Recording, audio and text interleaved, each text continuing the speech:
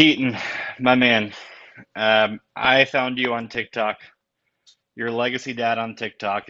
Shout out, follow, all the things. You have had life has thrown you a curveball, Mm, and yeah. this podcast that I have was originally supposed to be a business podcast, but I used to be a pastor. As I was talking to people, I was just like, man, this is more of a people podcast. But life, in business terms, life kind of gave you a deadline, and I want you to expand on that and talk about this just journey of what has happened. I'm 27 now. My birthday was last or 2 weeks ago now. But I was 26 when I started Legacy Dad. So let's see, July it'll be a year of doing that. So back when I was 23, I was diagnosed with Hodgkin's lymphoma, Hmm. which, to the doctors at the first part of it, they're like, "Oh, no big deal. That's like one of the most treatable ones. That's gonna be an easy. We know what protocol." And they said, you have a heart condition. Hmm. That's gonna make treatment a lot harder." And so what we did was I flew over to MD Anderson and went and talked to a bunch of doctors there. I talked to the head of the lymphoma department. And they basically told me, they go, "Hey, so we hate to call you a case because you're a patient." And they were like, "But we don't have another recorded case of your heart condition with this cancer, like ever." Hmm. And I just kind of was like, sat there going, "Okay, so what does that mean?" And they told me, basically, they were like, "We don't know how to help." Like, Hmm. they're like, "We know what to do in a normal scenario." And they're like, "So basically what we're going to do with you is it's going to take way longer, and we're going to try lessened strengths of chemo first and see what your heart can tolerate, because I only have half of a heart. So I have hypoplastic Hmm. left heart syndrome that I was born with. And previous to cancer, I had 10 surgeries for my heart. Wow. Wow. Yeah, now it's almost 20 with cancer and everything, but it just all sorts of craziness. But basically they were like, "We don't know what your heart can handle because you don't have a normal heart." And so we did this like lessened type of chemo, and cancer went away. And we were excited, and we were like, "Yes, that's great." And that was almost a year. And so I got to ring the bell. I finished treatment. I did the whole thing. And everybody got excited. They threw a party. Like, we were all celebration mode. I thought I beat cancer. And then 45 days later, it came back Hmm. um, on just a routine scan that I had to get every 3 months. I would have to get a scan almost. And every, and that pushes out like every 6 months, and then every year. And then once you get past a certain point, they call you cured. And so I was like, "Great, we're on the road to cure. We're getting there. I'm in remission." And then it came back, and we're like, "Okay, what do we do now?" And they were like, "Well, I guess we have to hit it as aggressive as we would aggressively hit a chemo like normally." And so I went through the Red Devil medication, Hmm. um, which is the one that's toxic to your heart. And I mean, I had all the things. Metal utensils tasted bad. My hair went away. Uh, I lost a lot of weight. I don't really have any muscle mass much anymore. I'm just kind of what I Hmm. have left is what I've got left. And so um, we did that. And then I did 3 straight months, or 30 straight days. Sorry, 30 straight days of radiation therapy at the end of that. And that was at the end of last year. And so I was home after that, and I was getting this kind of maintenance chemo just to kind of make sure nothing would come back. Then we saw on the scan that it kind of exploded and went everywhere. Hmm. And so as of July of this last year, um, I have been considered terminal. So they said basically you'll be on a chemo probably for the rest of your life, some form or another, whether it be immunotherapy or chemo or radiation or a mixture. Um, but they said that right now what their goal is to maintain my quality of life instead of cure me. And Hmm. so we're just praying and hoping that God does something different. But I tell everybody, we're preparing for the reality of our situation and still praying for a miracle in the midst of that because Hmm. it's not to discount that he can't do it. It's just at this point, the worldly probability and likelihood of it is not very high. Hmm. So that's kind of where we sit. And when I got that terminal diagnosis, I basically kind of had this kind of like splitting moment in myself. I felt like where I was like, okay, do I just crawl up in a ball and just go home and like shun myself away and just what do I do? How do you do that? And I was like, no, I have a 3-year-old son. Like, Hmm. I've got to figure out how I'm going to turn this into something memorable for him and impactful for him. And so, what I decided, and part of one of my mantras is not, I decided not to let my pain become the most interesting thing about me. Hmm. And so what I did is I decided that I was going to fight cancer and fight this terminal diagnosis as hard as I can. And I'm also going to do it positively because everybody that I was seeing around me, even going just through regular cancer treatment, not even like a terminal, everybody's just negative. Hmm. Like there's no positivity, there's no joy, there's just not because it's just such an earth-shattering thing for people. And so what we did was I told my wife, I was like, hey, I think I want to do this. I'm gonna try it. And she was like, okay, yeah. And I started doing it and I was like, you know what? I'm just gonna be honest. I'm gonna talk to people about, my experiences. I'll show them what I'm trying to do to rebuild myself, Hmm. and give myself a better chance of fighting the cancer. Um, everybody's going through the ups and downs with me at this point. Hmm. And so now the goal is to just be positive and spread positivity and joy and love throughout, the cancer center here, the hospital, my community. I mean, the online community that I've now found that's amazing. Hmm. That I never would have gotten this kind of support. So Hmm. I'm very blessed in that aspect as well as now where we sit is we're waiting to change my treatments because the chemo was hurting me more than the cancer was. Hmm. And yeah, right. Something that's trying to kill me. The thing I'm trying to use to kill that is hurting me more than, yeah, it's confusing. So, Hmm. but it's, that's where we sit now. So there's kind of my blah version. There's so much there. Number one, thank you for sharing. Number Yeah. two, you talk a lot about, you mentioned praying for a miracle while living in the reality. Hmm. Um, what you've been in a lot of waiting rooms in your life, obviously. Yeah. You're in a pretty big one right now, metaphorically speaking. Yeah. It's How a it's a very big mental waiting room. what has your relationship with God, like how has that changed? Um, so that it's actually really funny. I'm in this men's group at church, and they always ask this question, what are you grateful for? Hmm. And a couple of weeks ago, they called on me and they said, Keaton, what are you grateful for? And usually, before I was like, oh, I'm grateful for my time or my family and, the time I do have left. And, I'm thankful that, I'm still upright and breathing. And that was kind of like my ha, yeah, joke. I don't want Hmm. to talk about it.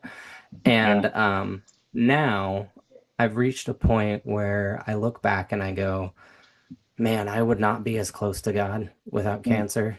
I would not be this involved in my family, I don't think. Like on my, I would have gotten there, but it would have probably been closer to the end. Hmm. Um, and the biggest thing I'll say that changed my relationship with God and brought me, I think, the closest that I've ever been is I don't have any control Hmm. at all anymore. Like Yeah. in the Bible, it talks about, we're not guaranteed tomorrow, but you don't really think about that until your tomorrows are numbered. Yep. Yep. So, You mentioned something on your TikTok live that you talk about the first thing you think about when you wake up, the first thing you say to yourself. What is that? yeah. So the first thing that I say to myself in the morning, I kind of do it in my head mentally. Um, and I'm not as consistent with it as I would like to be, but Sure. I try to do this every single morning. I kind of lay there for a second before I get out of bed and I go, okay, God, get into my head before I do. Hmm. Because if I get in there, it's not going to be a good day. Hmm. And if he's not leading it, it's not going to be a good day. Um, Hmm. just because I don't know what I'm doing and I don't know how to navigate this on my own. I don't know how to navigate this with support. I don't know how anybody navigates what this all entails. Yeah. I don't think there's a right way. Um, and so I just know that things have always been better in my life when he's in control of them. Hmm. Even this. I mean, he Yeah. didn't let me have cancer. He chose to use what I my circumstances to make some sort of impact. I don't know what it's going to be, but we're going to do something. When talk to me about you and your wife. And I mean, you talked about her a lot as far as support, and she's Hmm. military. Am I not, am I correct about that? Yeah. Yeah. Yeah, And she's so active there's, duty in the Air Force. gosh. And so you have that, you have your son.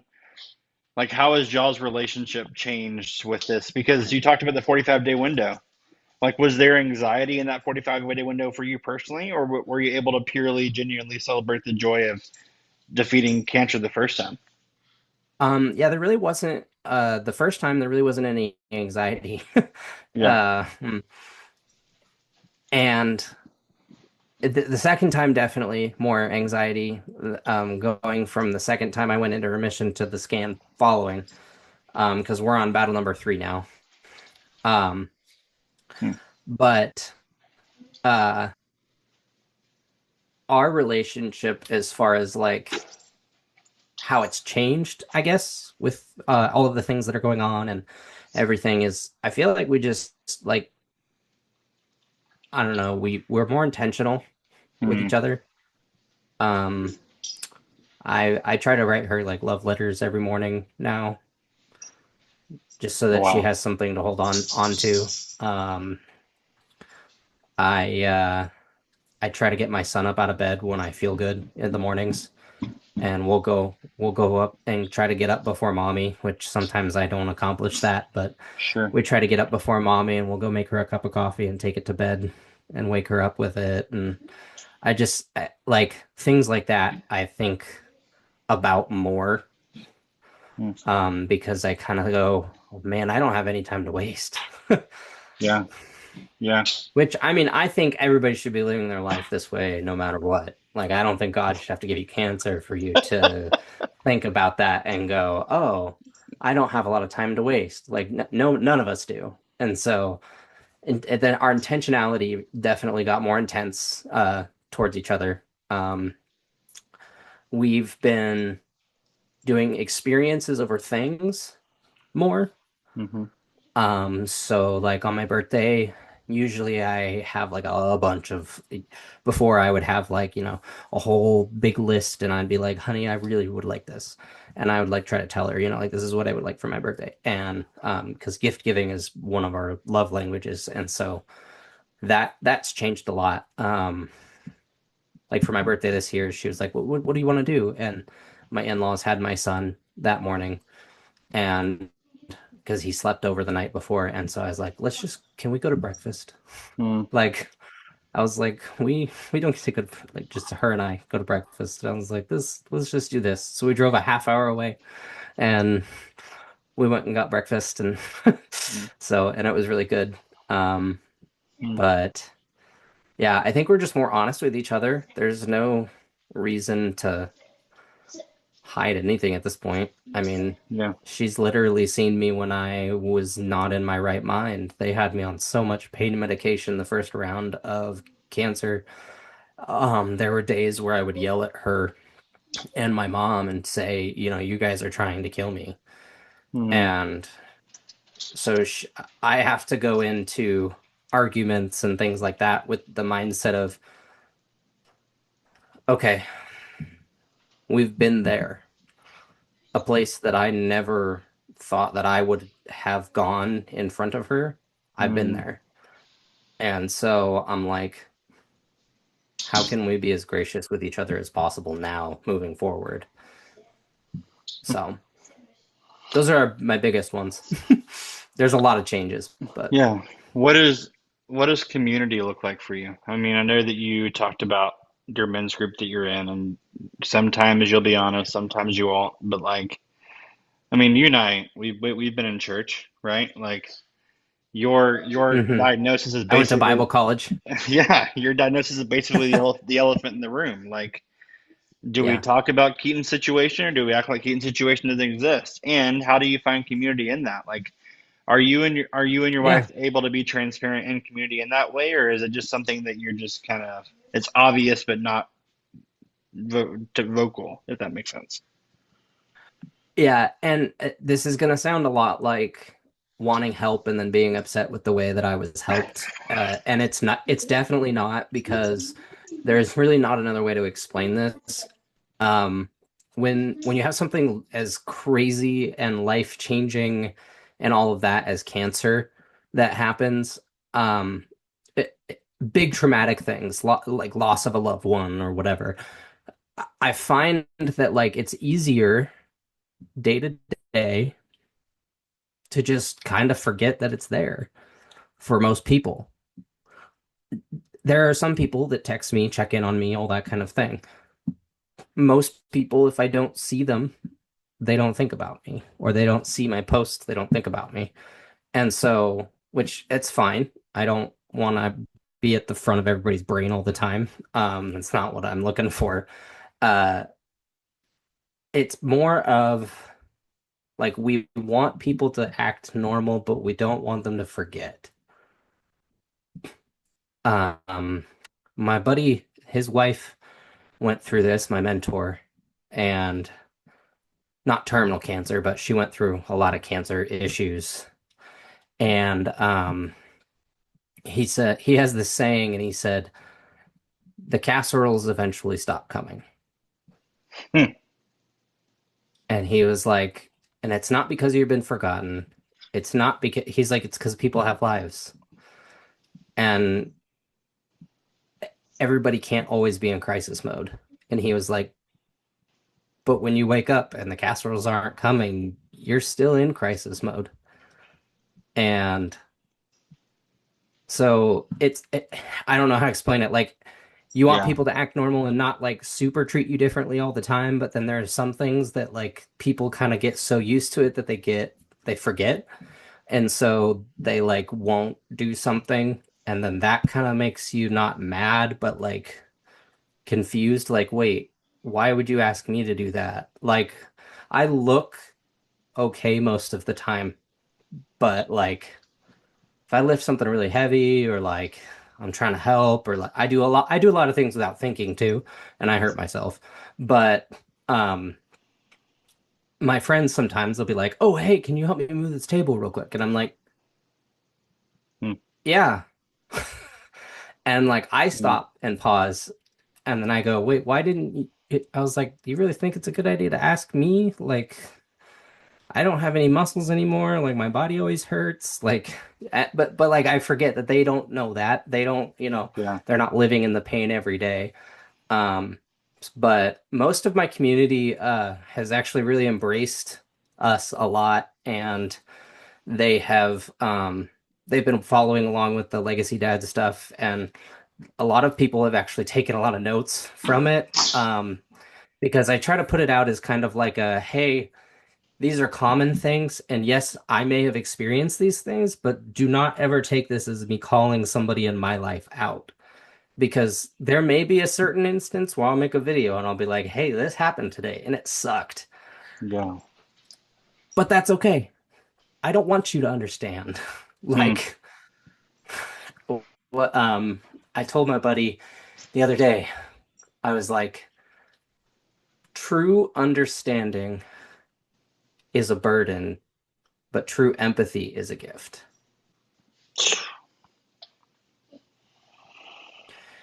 And that's kind of like how I want people to like, Hmm. act.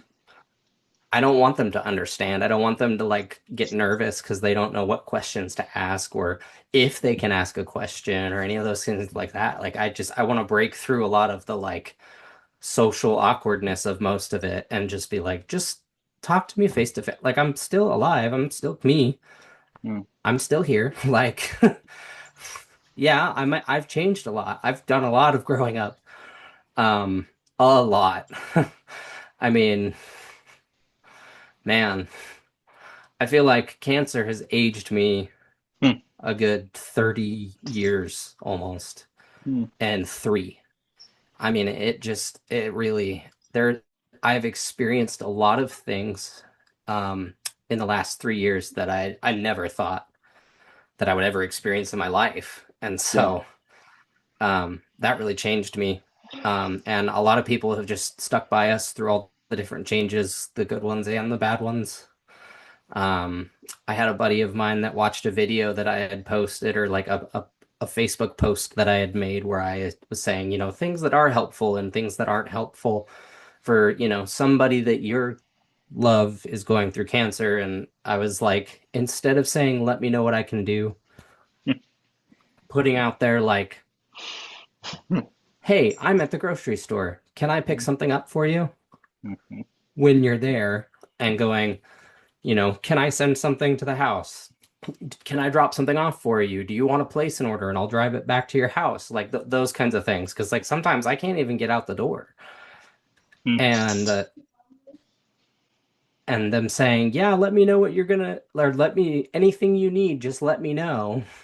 Hmm. It's like this, it's like this weird like task that you've given the other person to come up with something, and then you like start over analyzing your relationship with every person because you're like, well, can I ask that of that person, like, or should I like ask them Yeah. to do this instead? Yeah. And then it feels very disgenuine Yeah. because and then we just don't ask because we get so afraid of like, oh, what if they don't think that I think we're close enough for me to ask that? And so now, and then it just creates all this anxiety, and you just get to like this place of like, I don't know what to do, and so you just Yeah. don't. Um, so I I have see. people I that have see you in like that taken notes completely. on that. Yeah.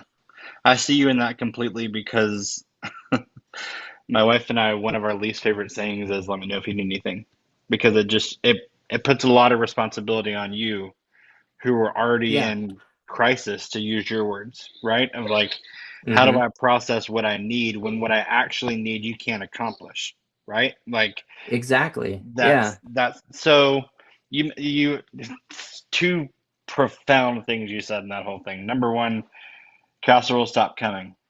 True. Yeah. What casseroles does Keaton need right now, metaphorically speaking? Um, I mean, a big one for me is that like we have a rule now because I do have pain medications that I have to take sometimes. And those never truly, if you take them often enough, they're never truly out of your system.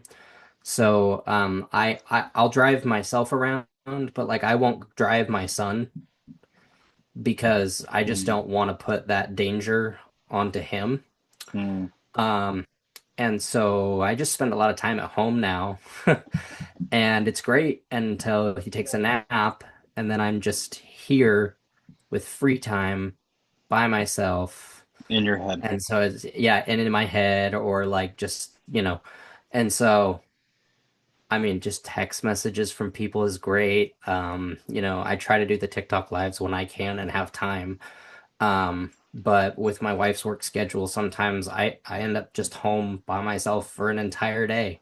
Mm, And my in-laws take him 2 days a week. And so sometimes on the days a week that my wife is at work and my in-laws have him, like I have a whole day and I gotta go, okay, do I want to be productive?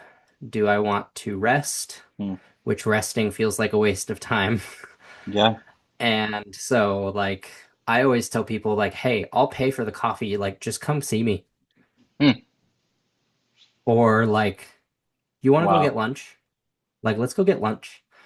Or, Mm, if you want to bring lunch that you're going to bring to work here, you can heat it up at my house and we can eat it together. mm, Or, like, I'll come to your work on lunch. And mm. I understand people's lives are busy, but like little things, if they have the day off or like those kinds of things, like that is really something that I've been craving a lot. Um, just because it is isolating.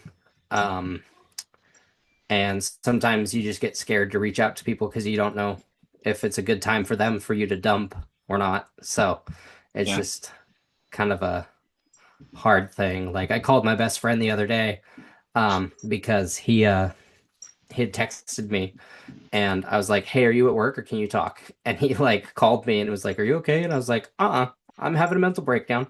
Mm, And I was like, "I'm really glad that you're okay because I need somebody to be okay because I'm not." mm, And so just like having that available to you sometimes is just great. Um, but my biggest thing now is that I just tell people that it's okay if you don't understand. I don't want you to. mm. Like it just that Because true understanding is a burden, to use your words. yeah, Yeah. yeah. Yeah. I'm like just don't compare. Don't say, "Oh, well when blah blah blah." It's like, "No, you don't understand." And that's fine. Yeah. I Yeah. don't want you to. Don't try to. You don't want this. Like just let it go. It's okay. Yeah. I'm okay. You don't have to get it for me to be happy with you. I just need you to love me. That's been Hmm. my big thing as of lately. Um, but I've been just trying to find ways to um, kind of go through some of my things on my bucket list. I mean, as far as like the casseroles, I guess right now Yeah. we're just kind of saving as much as we can to go do things. Mm, Um, which is hard with her schedule and all that kind of stuff. So, like, that's why it was such a big gift to me for her to take a week off of work and us go down to the coast for his first time going to the beach. Like, that was cool. yeah, that's what I Um, wanted to ask you about too, is I know that was basic, that was for your birthday as a birthday gift. yeah. You going with your son to the beach. You talk a lot about intentionality. Did the sand feel any different? Oh yeah.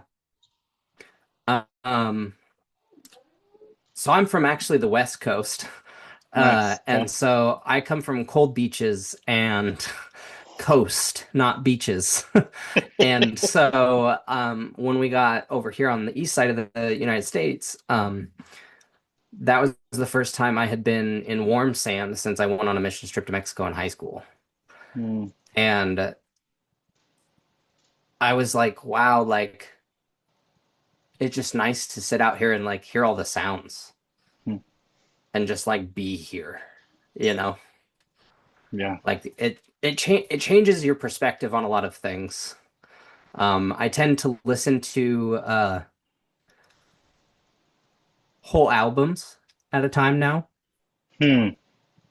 Um, and I use vinyl records, and so I'll just listen to the whole vinyl record before I'll change it. Um, just because. I'm like, what are the things that I've missed out on because I was so busy that I wouldn't just sit down and do something. I've been reading more books. Mm.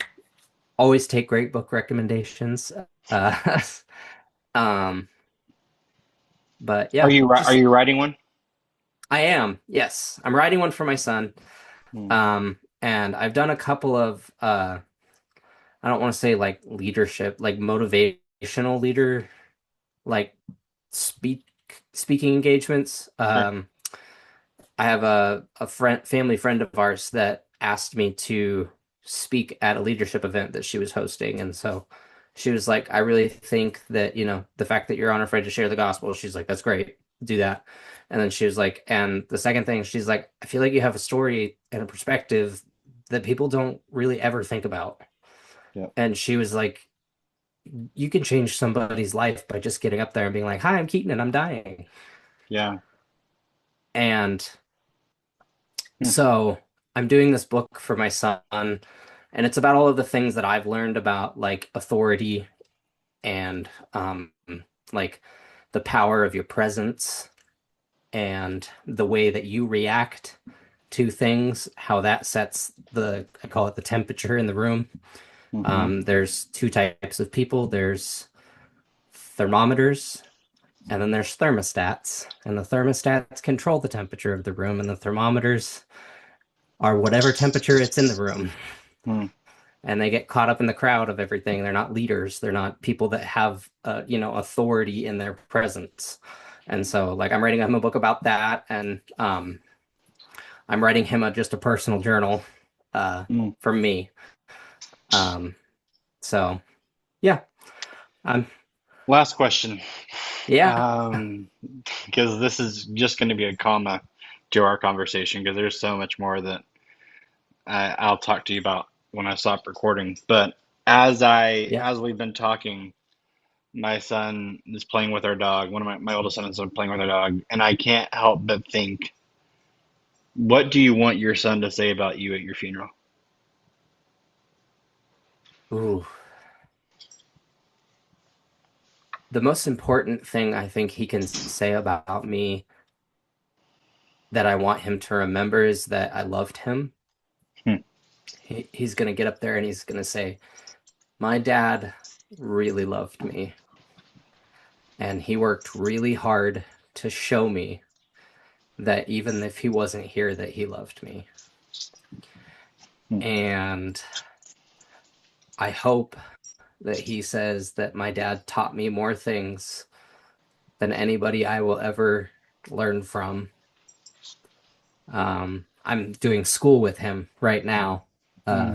So I'm homeschooling him. I'm starting him out since I'm home so much, and so I've been having a really awesome time like teaching him and doing all those things, and so I want him to think of me as a dad. I want him to think of me. I don't necessarily mind if I'm not his perfect role model because I did only make it so far. Yeah. But I want to set an example that he can start with at a young age and follow. Hmm.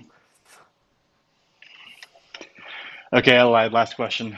Um, what's one big thing on your bucket list still unchecked? So, a family name of ours is traced back to Scotland, and um, I like whiskey, and I've always wanted to go to Scotland. Um, and so we're fundraising. We're doing the GoFundMe thing. There's a foundation that's nominated us that we're trying to raise funds to go to Scotland. My father-in-law and I will go drink whiskey at one of the distilleries and go play around a golf, and then we want to go travel through the Highlands by train and see, up into the Hmm. mountains. Um, there's a river out there that our family name comes from, so I would like to go visit that river. So, And where can people and I want find to that? bring him with me. Yeah, yeah. Where can people find that GoFundMe? Where can people find out all there is to know about Keaton, the Legacy Dad, all those things? So I'm on TikTok, Instagram, and Facebook, at Legacy Dad, on all three platforms. Um, I have links in all of the Facebook stuff, there should be some in the TikTok stuff too. Um, but I need to make sure that the GoFundMe is still working. I haven't gotten a notification from it in a while. Uh, but yeah, so there's a few ways to support. I think there's an Amazon list that my wife will post Mm, on there, and it just kind of has like, hey, we're going through this. It's hard. These are the needs. yeah, Um, and so there's a couple of things on there, but other than that, we're doing pretty good. And we feel very blessed. mm, So I don't want anybody to ever give to us because they feel bad. yeah. I don't want it to be like a play on an emotional Like a thing. charity thing. Yeah, It feels disgenuine. Yeah. yeah. So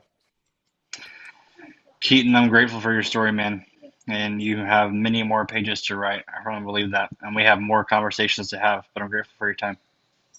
thank you.